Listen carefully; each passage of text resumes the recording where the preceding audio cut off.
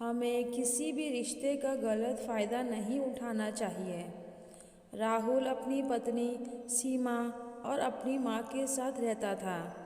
गर्मियों की छुट्टी में राहुल की बुआ फूफा अपने लड़के सोनू के साथ उनके घर रहने आए। घर आते ही फूफा जी राहुल से बोले कि यहाँ तो बहुत गर्मी है, घर में कोई एसी नहीं है क्या?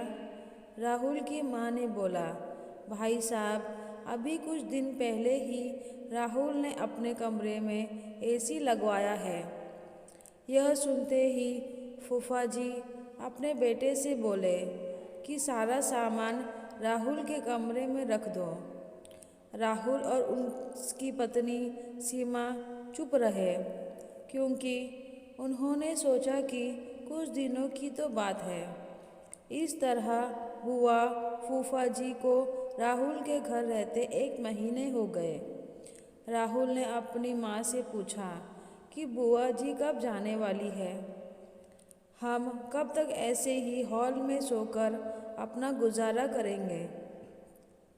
राहुल की माँ बोली, बेटा, रिश्तेदारी का मामला है, हम कुछ न कह भी तो नहीं सकते। राहुल की पत्नी सीमा बोली, वह सब तो ठीक है, लेकिन उनका छोटा लड़का सोनू सारा दिन घर में उद्यम करता रहता है। कल तो उसने हमारा नया सोफ़ा बुरी तरह फाड़ डाला। राहुल इस बात पर बहुत गुस्सा हुआ कि नया सोफ़ा फाड़ दिया। वह अपनी पत्नी से बोला, तुम सोनू को ऐसा करने से रोकती क्यों नहीं? सीमा बोली, जब से बुआ फूफा जी आए हैं कुछ कुछ खाने की डिमांड करते हैं, जिससे मेरा और माँ जी का सारा दिन तो रसोई में ही बीत जाता है। राहुल ने कहा कि मैं अभी जाकर फूफा जी से पूछता हूँ कि वह आखिर कब जाएंगे।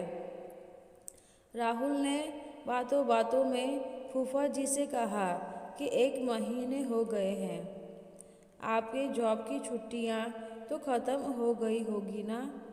फूफा जी बोले, राहुल, मैंने जॉब तो कब की छोड़ दी। अब तो मैं बिज़नेस करता हूँ और अब मैं इस शहर में भी कुछ बिज़नेस खोलने की सोच रहा हूँ।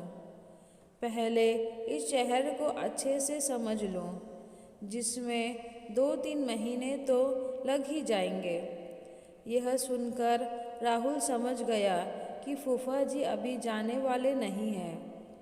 उसने यह बात अपनी पत्नी और माँ को बताई। सीमा बोली, जब घी सीधे उंगली से नहीं निकलता है तो उंगली टेढ़ी करनी पड़ती है। इसके साथ भी कुछ ऐसा ही करना होगा। आप यह काम अब मुझ पर छोड़ दीजिए। उसी रात बुआ और फूफा जी छत पर थे।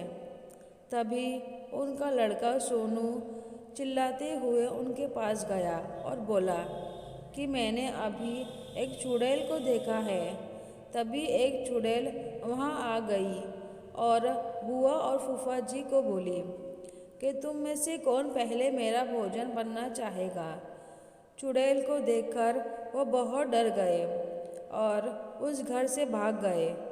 उनके जाने के बाद सीमा ने अपना चुड़ैल का मुखौटा उतारा। बुआ के परिवार के जाने के बाद सबने चैन की सांस ली। सीमा की सास ने सीमा से कहा कि तू तो बड़ी अच्छी चुड़ैल बनती है। यह कहकर सब हंसने लगे। इस कहानी से हमें ये सीख मिलती है कि हमें किसी भी रिश्ते का गलत फ़ायदा नहीं उठाना चाहिए। जिस तरह बुआ के परिवार ने अपनी रिश्तेदारी का गलत फ़ायदा उठाया और दूसरों को परेशान किया। अगर आपको यह कहानी पसंद आए तो प्लीज़ लाइक, शेयर और सब्सक्राइब कीजिए। मेरी यह कहानी सुनने के लिए आपका बहुत बहुत धन्यवाद।